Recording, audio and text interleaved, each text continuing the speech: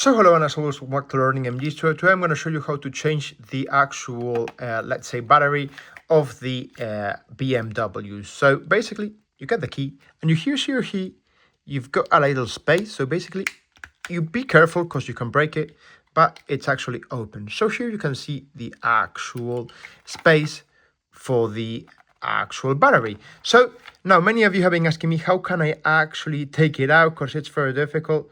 So you can with the actual nail, or if you can't, there are devices for you to pick it up. Now I'm not going to show you because sometimes many of you follow me, but basically once you get to let's say remove the battery, you just put it in and then automatically you press this. Now be careful because you see on the sides you've got different plastic forms that need to really, so the way of putting it back up is just like this, and then you press downwards. Remember, there's no need to take this off or anything off. It's just you try and make space through here, and automatically, as you can see, it will actually fall off. Okay, now once you press it back inside, be careful, especially with the sides, and then you just click, and this goes back in right here. Okay, if you got any questions, let me know in the comments. And the actual battery which I've used is this one right here, the actual I believe it's CR2032.